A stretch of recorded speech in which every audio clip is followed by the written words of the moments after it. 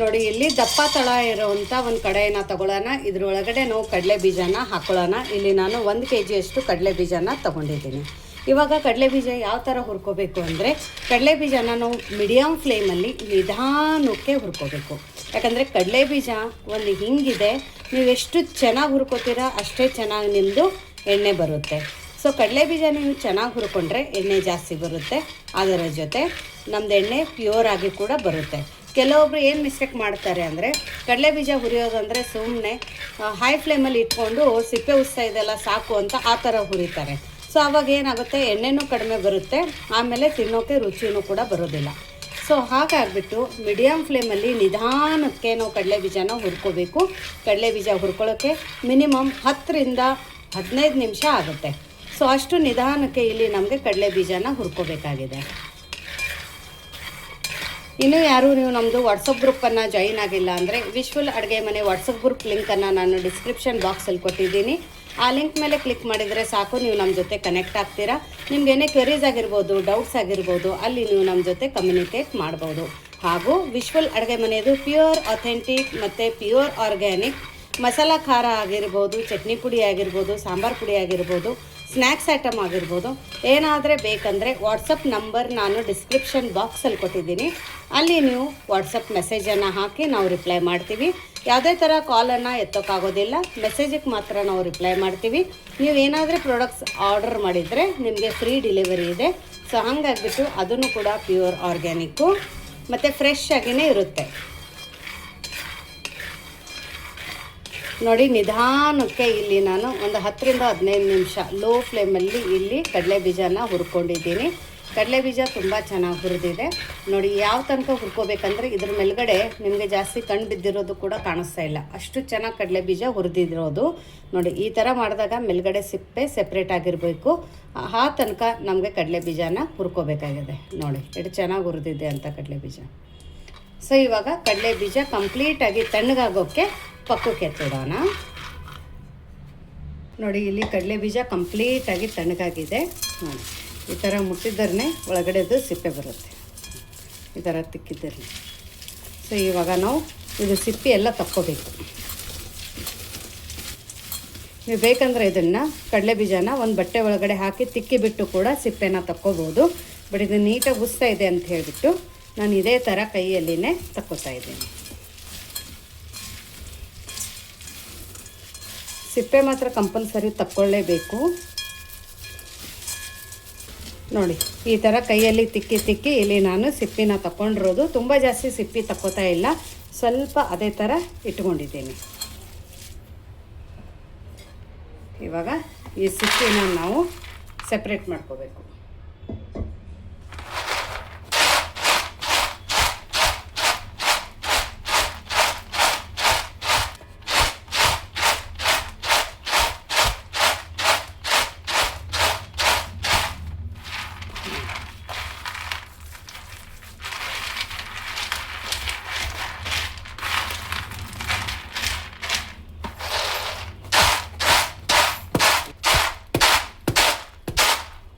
ನೋಡಿ ಈ ಥರ ನಾವು ಶೇಂಗಾನ ಕ್ಲೀನ್ ಮಾಡ್ಕೋಬೇಕು.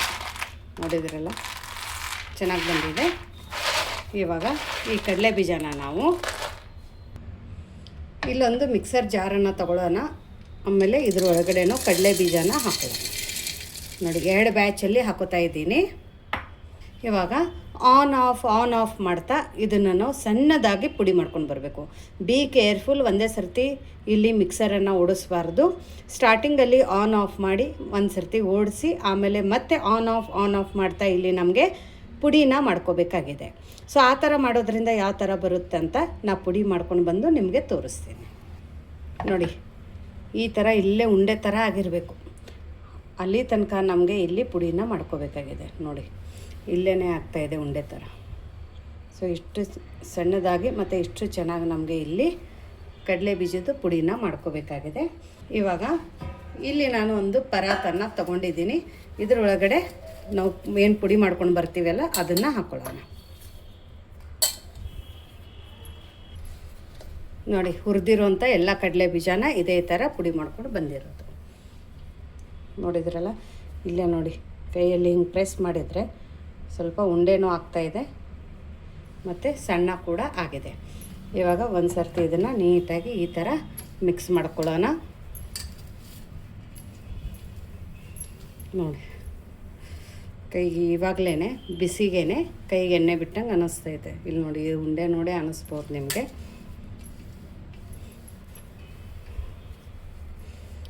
ಇವಾಗ ಏನು ಮಾಡಬೇಕು ಅಂದರೆ,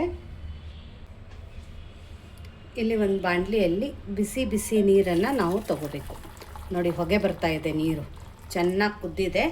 ಈ ಥರನೇ ಇಲ್ಲಿ ನಮಗೆ ನೀರನ್ನು ತಗೋಬೇಕಾಗಿದೆ. ನೀರನ್ನು ತಗೊಂಡು ಬಿಸಿ ನೀರೇ ನಮಗೆ ಬ್ಯಾಚ್ ವೈಸ್ ಹಾಕ್ಕೋಬೇಕು. ಇವಾಗ ಒಂದು ಸ್ವಲ್ಪ ಹಾಕ್ಕೊಳ್ಳೋಣ. ಬಿಸಿ ಇರುತ್ತೆ, ನಿಧಾನಕ್ಕೆ ಮಿತ್ಕೋಬೇಕು. ನೋಡಿ, ಒಂದೇ ಸರ್ತಿಗೆ ಜಾಸ್ತಿ ಹಾಕ್ಕೋಬೇಡಿ, ಸ್ವಲ್ಪ ಸ್ವಲ್ಪ ಬ್ಯಾಚ್ ವೈಸ್ ಇಲ್ಲಿ ನಮಗೆ ಈ ಕಡಲೆ ಬೀಜದೊಳಗಡೆ ಕುದಿಯೋ ನೀರನ್ನೇ ಹಾಕ್ಕೋಬೇಕು, ಬಿಸಿ ನೀರೇ ಹಾಕ್ಕೋಬೇಕು. ನೋಡಿ, ನೀವು ಕಡಲೆ ಬೀಜ ಎಷ್ಟು ಚೆನ್ನಾಗಿ ಹುರಿತೀರಾ ಅಷ್ಟು ನಿಮ್ಮದಿದು ಕಡಲೆ ಬೀಜದ ಎಣ್ಣೆ ಪರ್ಫೆಕ್ಟಾಗಿ ಬರುತ್ತೆ. ನೋಡಿ, ಈ ಥರ ಮಿದೀತಾ ಇಲ್ಲಿ ನಮಗೆ ಎಣ್ಣೆನ ತಕ್ಕೋಬೇಕಾಗಿದೆ. ಯಾವುದೇ ಥರ ಮಷಿನ್ ಬೇಕಾಗಿಲ್ಲ, ಏನಿಲ್ಲ. ಮನೆಯಲ್ಲಿ ಚಿಕ್ಕ ಮಗು ಇದೆ, ವಯಸ್ಕರಾಗಿದ್ದಾರೆ ಅಂದರೆ ಅವರಿಗೆ ಮನೆಯಲ್ಲಿ ನೀವು ಈ ಥರ ಎಣ್ಣೆನ ಮಾಡಿಕೊಡ್ಬೋದು. ಎಣ್ಣೆ ಮಾಡೋದ್ರಲ್ಲಿ ಇಲ್ಲಿ ಕಡಲೆ ಬೀಜ ಕೂಡ ವೇಸ್ಟ್ ಆಗುತ್ತೆ, ಈ ಕಡಲೆ ಬೀಜದ ಪುಡಿ ಅಂತ ನೀವು ಅನ್ಕೋಬೋದು. ಆ ಥರ ಯಾವುದೂ ವೇಸ್ಟ್ ಆಗೋಲ್ಲ, ಝೀರೋ ವೇಸ್ಟೇಜ್ ಅಂತ ಅನ್ಬೋದು. ನೋಡಿ, ಈ ಥರ ನೀಟಾಗಿ ಮಿದಿಬೇಕು. ಸ್ವಲ್ಪ ಕೈಗೆ ಎಕ್ಸಸೈಸ್ ಆಗುತ್ತೆ ಅಷ್ಟೇ, ಬಟ್ ನಿಮಗೆ 1 ನಂಬರ್ ಕ್ವಾಲಿಟಿ ಎಣ್ಣೆ ಸಿಗುತ್ತೆ. ನೋಡಿ, ಮಿದಿತಾ ಇವಾಗ ಇದ್ರ ಕಲರು ಕೂಡ ಇಲ್ಲಿ ನೋಡ್ಬೋದು ಚೇಂಜ್ ಆಗ್ತಾಯಿದೆ.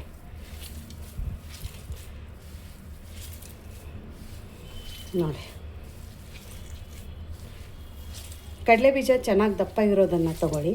ಇದು ನಮ್ಮ ಮನೆದಿರೋದ್ರಿಂದ ನೋಡಿ, ಸ್ವಲ್ಪ ನೀರು ಹಾಕಿದ ತಕ್ಷಣವೇ ಇಲ್ಲಿ ಎಣ್ಣೆ ಬಿಡೋಕ್ಕೆ ಶುರು ಆಗ್ತಾಯಿದೆ. ನೋಡಿ, ಚೆನ್ನಾಗಿ ಹುರ್ಕೊಂಡಿದ್ರೆ ಎಣ್ಣೆ ಚೆನ್ನಾಗಿ ಬಿಡುತ್ತೆ. ನೋಡಿ, ಬ್ಯಾಚ್ ವೈಸ್ ಹಿಂಗೆ ಸ್ವಲ್ಪ ಸ್ವಲ್ಪ ಬಿಸಿ ನೀರೇ ಹಾಕ್ಕೋಬೇಕು.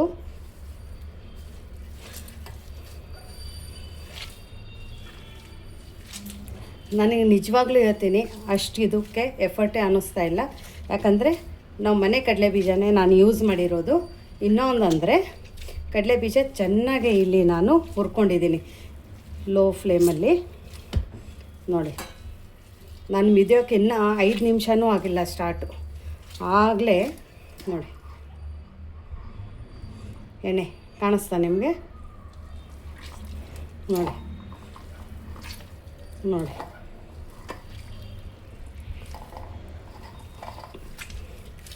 ಸೂಪರ್. ನೋಡಿ, ಈ ಥರ ಇವಾಗ ಎಣ್ಣೆ ಬಿಡೋಕ್ಕೆ ಸ್ಟಾರ್ಟ್ ಆದಾಗ ಇಲ್ಲಿ ನೀವು ನೀರನ್ನು ಹಾಕೋಬಾರ್ದು. ಇವಾಗ ನೀರು ಹಾಕೋದನ್ನು ನಾವು ಸ್ಟಾಪ್ ಮಾಡಬೇಕು. ನೋಡಿ, ಈ ಥರ ಮಾಡಿದಾಗ ನೋಡಿ ಕೈಯಿಂದ ಹೆಂಗೆ ಎಣ್ಣೆ ಬರ್ತಾಯಿದೆ. ಇಲ್ಲಿ ನಾನು ನಿಮ್ಗೆ ತೋರಿಸ್ತೀನಿ. ಈ ಥರ ಹಿಡಿದು ಬಿಡೋಣ, ಯಾಕಂದರೆ ನಾವು ಮಾಡಿರೋಂಥ ಎಣ್ಣೆ ಎಲ್ಲ ಸೆಪ್ರೇಟ್ ಆಗುತ್ತೆ. ನೋಡಿ, ಸೂಪರ್. ಕೈದೊಂದು ಸ್ವಲ್ಪ ಎಕ್ಸಸೈಸ್ ಆಗುತ್ತೆ ಅಷ್ಟೇ, ಬಟ್ ನೀವು ಕಡಲೆ ಬೀಜ ಎಲ್ಲ ಚೆನ್ನಾಗಿ ಹುರಿದ್ರೆ ಇಷ್ಟು ಚೆನ್ನಾಗಿ ಎಣ್ಣೆ ಬರುತ್ತೆ. ನೋಡಿ, ಎಷ್ಟು ಸಾಧ್ಯ ಅಷ್ಟು. ಇವಾಗ ನೀರನ್ನು ಹಾಕೋಬಾರ್ದು, ಎಣ್ಣೆ ಬಿಡೋಕ್ಕೆ ಸ್ಟಾರ್ಟ್ ಆದಾಗ ನೀರು ಹಾಕೋಬಾರ್ದು. ಇವಾಗ ನಾನು ಕೂಡ ಈ ಥರ ನೀಟಾಗಿ ಎಣ್ಣೆ ಬರ್ತಾ ಇದೆಯಲ್ಲ, ಹಾಗಾಗಿ ಇವಾಗ ನೀರನ್ನು ಹಾಕ್ಕೊಳ್ಳೋದನ್ನು ಸ್ಟಾಪ್ ಮಾಡಿದ್ದೀನಿ. ನೋಡಿದ್ರೆ ಎಣ್ಣೆ ಪ್ಯೂರ್ ಎಣ್ಣೆ ಸೂಪರ್. ನೋಡಿ, ಎಷ್ಟಕ್ಕೊಂದು ಬರ್ತಾಯಿದೆ. ನೋಡಿ, ಇದೇ ಥರ ಮಿದಿತಾ ನಮಗೆ ಎಣ್ಣೆನ ತಕ್ಕೋಬೇಕಾಗಿದೆ. ನೋಡಿ, ಎಷ್ಟು ಮಿದಿತೀರಾ ಅಷ್ಟು ಎಣ್ಣೆ ಬರುತ್ತೆ.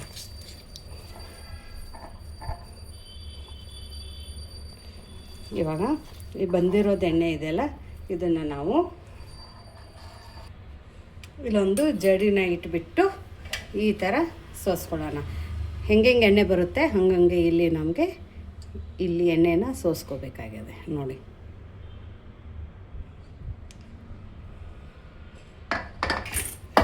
ಇವಾಗ ನಿಮ್ಗೆ ಇಲ್ಲಿ ತೋರಿಸ್ತೀನಿ. ಪ್ಯೂರ್ ಎಣ್ಣೆ, ನೀರಿದ್ದರೆ ಮೇಲ್ಗಡೆ ನೀರು ಅಂತ ಕಾಣಿಸುತ್ತೆ. ಇಲ್ಲಿ ನೋಡಿ, ಪ್ಯೂರ್ ಎಣ್ಣೆ ಬಂದಿರೋದು. ಇವಾಗ ಇದರ ಮೇಲ್ಗಡೆ ಜಡಿನ ಹಿಂಗೆ ಇಡೋಣ. ಇಟ್ಬಿಟ್ಟು ಇದನ್ನು ಪಕ್ಕಕ್ಕೆ ಎತ್ತಿಡೋಣ. ಇವಾಗ ಮತ್ತೆ ಇಲ್ಲಿ ನಾವು ಇದೇ ಥರ ಕ್ಯೂಸ ಎಣ್ಣೆನ ತಗೋಬೇಕು. ಗೊತ್ತಿದ್ರು ನಾನು ನಿಮ್ಗೆ ತೋರಿಸ್ತೀನಿ ಎಷ್ಟು ಎಣ್ಣೆ ಬರುತ್ತಂತ. ನೋಡಿ ಈ ಥರ ಒತ್ತಿಬಿಟ್ಟು ಕೂಡ ನೀವು ಎಣ್ಣೆನ ತಕ್ಕೋಬೋದು. ನೋಡಿ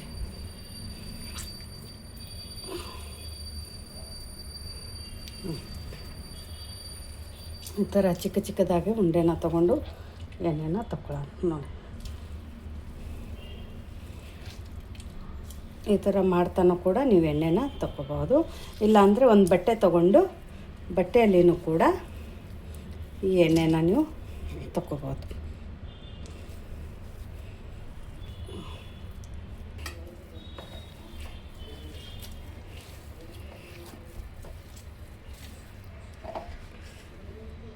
ನೋಡಿ ಈ ಥರ ಎಲ್ಲನೂ ನಾನು ಎಣ್ಣೆ ತಕ್ಕೊಂಡಿದ್ದೀನಿ. 1 kg ಯಲ್ಲಿ ಅಷ್ಟು ಬರುತ್ತೆ ಇಷ್ಟು ಬರುತ್ತೆ ಅಂತ ಹೇಳ್ತಾರೆ, ಬಟ್ ನನಗೆ 1 kg ಯಲ್ಲಿ ಇಷ್ಟು ಎಣ್ಣೆ ಹೊಂಟಿರೋದು. ನೋಡಿ ಜಡಿ ಮಾತ್ರ ಕಂಪಲ್ಸರಿ ಮಾಡಲೇಬೇಕು. ನೋಡಿ ಇವಾಗ ಒಂದು ಗ್ಲಾಸಿನ ಬಾಣಲಿಯಲ್ಲಿ ನಾವು ಮಾಡ್ಕೊಂಡಿರೋಂಥ ಎಣ್ಣೆನ ಹಾಕೊಳ್ಳೋಣ.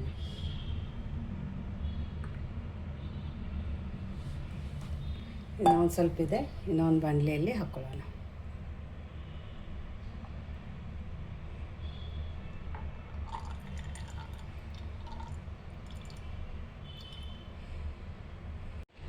ನೋಡಿ ಇಲ್ಲಿ ನಾನು ಆ್ಯಕ್ಚುಲಿ ಫಸ್ಟ್ 1 kg ತೊಗೊಂಡಿದ್ದೆ, ಬಟ್ 1 kg ಯಲ್ಲಿ ಅಷ್ಟು ಎಣ್ಣೆ ಬರಲಿಲ್ಲ ಅಂಥೇಳಿ ನಾನು ಇನ್ನೊಂದು ಅರ್ಧ kg ಕಡಲೆ ಬೀಜನ ಹುರಿದಿರೋದು ಮನೆಯಲ್ಲಿನೇ ಇತ್ತು. ಸೊ ಅದನ್ನು ಕೂಡ ಪುಡಿ ಮಾಡಿ ಇಲ್ಲಿ ನಾನು ಎಣ್ಣೆನ ಮಾಡ್ಕೊಂಡಿರೋದು. ಸೊ 1.5 kgಗೆ ಇಲ್ಲಿ ನಿಮಗೆ 1/4 kg ಅಷ್ಟು ಎಣ್ಣೆ ಬರೋದಿಲ್ಲ. ಬಟ್ ನಿಮಗೆ ಪ್ಯೂರ್ ಎಣ್ಣೆ ಬೇಕು ಅಂದರೆ ಮಕ್ಕಳು ಊಟ ಮಾಡೋಕ್ಕಾಗಲಿ, ಮನೆಯಲ್ಲಿ ವಯಸ್ಸದ ಆದವ್ರಿದ್ದವರು ಇರ್ಬೋದು, ಸೊ ಅವರಿಗೆಲ್ಲನೂ ನೀವು ಈ ಥರ ಪ್ಯೂರ್ ಎಣ್ಣೆನ ಮಾಡ್ಕೋಬೋದು. ನೋಡಿ ಒಂದು ದೊಡ್ಡ ಬಾಟ್ಲು, ಆಮೇಲೆ ಇನ್ನೊಂದು ಚಿಕ್ಕದ ಬಾಟಲಲ್ಲಿ ಒಂದಿಷ್ಟು ಎಣ್ಣೆನ ಬಂದಿದೆ. ಇದು ನೋಡಿ ಎಷ್ಟು ಚೆನ್ನಾಗಿ ನಮ್ದು ಇಲ್ಲಿ ಎಣ್ಣೆ ಆಗಿದೆ ಅಂತ. ನೋಡಿ ಟೆಕ್ಚರು ಪರ್ಫೆಕ್ಟಾಗಿ ಬಂದಿದೆ.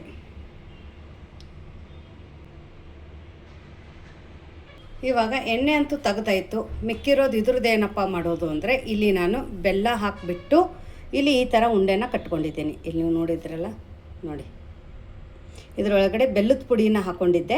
ಬೆಲ್ಲದ ಪುಡಿನ ಹಾಕಿಬಿಟ್ಟು ಇದರೊಳಗಡೆ ನಾನು ಉಂಡೆನ ಕಟ್ಕೊಂಡಿದ್ದೀನಿ. ಯಾಕಂದರೆ ಇದು ಕಡಲೆ ಬೀಜನೇ ಒಂಥರ ಡ್ರೈ ಫ್ರೂಟ್ಸ್ ಇದ್ದಂಗೆ, ಹಾಗಾಗಿ ಇದಕ್ಕೆ ಅಡಿಷ್ನಲ್ ಆಗಿ ನಾನು ಯಾವುದೇ ಥರ ಡ್ರೈ ಫ್ರೂಟ್ಸನ್ನು ಹಾಕ್ಕೊಂಡಿಲ್ಲ. ಸೊ ಹಾಗಾಗಿ ಬರೀ ನಾನು ಬೆಲ್ಲನ ಹಾಕಿಬಿಟ್ಟು ಸ್ವಲ್ಪ ಏಲಕ್ಕಿ ಪುಡಿನ ಹಾಕಿಬಿಟ್ಟು ಈ ಥರ ಉಂಡೆನ ಕಟ್ಕೊಂಡಿದ್ದೀನಿ. ಅಕಸ್ಮಾತ್ ಈ ಉಂಡೆ ನಿಮಗೆ ತಿನ್ನೋಕೆ ಇಷ್ಟ ಆಗಿಲ್ಲ ಅಂದರೆ ಇದ್ರದ್ದು ನೀವು ಒಬ್ಬಟ್ಟು ಕೂಡ ಮಾಡ್ಕೋಬೋದು. ತುಂಬ ಫಸ್ಟ್ ಕ್ಲಾಸ್ ಆಗಿಬಿರುತ್ತೆ ಕಡಲೆ ಬೀಜದ ಒಬ್ಬಟ್ಟು. ಅಕಸ್ಮಾತ್ ನಿಮ್ಗೆ ಇಷ್ಟ ಆಗಿಲ್ಲ ಇದು ಉಂಡೆ ಅಂದರೆ ನೀವು ಇದರಿಂದ ಒಬ್ಬಟ್ಟು ಕೂಡ ಮಾಡ್ಕೋಬೋದು. ಯಾಕಂದರೆ ವೇಸ್ಟ್ ಮಾಡೋಕ್ಕೆ ಹೋಗಬೇಡಿ, ಇದರಲ್ಲಿ ತುಂಬ ಜಾಸ್ತಿ ನ್ಯೂಟ್ರಿಷನ್ ಇರುತ್ತೆ. ಹಂಗಾಗ್ಬಿಟ್ಟು ಇದನ್ನು ವೇಸ್ಟ್ ಮಾಡದೆ ಇದ್ರದ್ದು ನೀವು ಉಂಡೆ ಇಷ್ಟ ಆಗಿಲ್ಲ ಅಂದರೆ ಒಬ್ಬಟ್ಟನ್ನು ಮಾಡ್ಕೋಬೋದು. ನೋಡಿ ಇದನ್ನು ಕೂಡ ಕಟ್ ಮಾಡಿ ತೋರಿಸ್ತೀನಿ. ವಾವ್, ನೋಡಿ ಅಷ್ಟು ಚೆನ್ನಾಗಿ ಬಂದಿದೆ. ಇಲ್ಲಿ ನೀವು ನೋಡ್ಬೋದು, ಯಾವುದೂ ನಮ್ಮದು ವೇಸ್ಟ್ ಆಗಿಲ್ಲ, ಸಿಪ್ಪೆ ಒಂದೇ ವೇಸ್ಟ್ ಆಗಿರೋದು. ಮಿಕ್ಕಿದ್ದು ಇಲ್ಲಿ ಎಣ್ಣೆ ಮತ್ತು ಉಂಡೆ ಎರಡೂ ರೆಸಿಪಿ ನಮ್ಮದು ರೆಡಿಯಾಗಿದೆ. ಇದು ಎಣ್ಣೆ ಇದೆಯಲ್ಲ, ಚಪಾತಿಗೆ ಕೊಡ್ಬೋದು, ದೋಸೆ ಮೇಲೆ ಹಾಕ್ಕೊಡ್ಬೋದು, ನಿಮಗೆ ಹೆಂಗೆ ಇಷ್ಟ ಆ ಥರ ನೀವು ಇಲ್ಲಿ ಎಣ್ಣೆನ ಯೂಸ್ ಮಾಡ್ಕೋಬೋದು.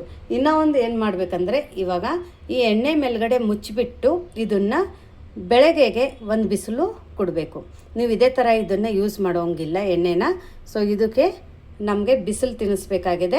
ಹಾಗಾಗಿಬಿಟ್ಟು ಮೇಲ್ಗಡೆ ಮುಚ್ಚಳನ ಮುಚ್ಚಿಬಿಟ್ಟು ಇದನ್ನು ಒಂದಿನ ಬಿಸಿಲಿಗೆ ಇಡಬೇಕು.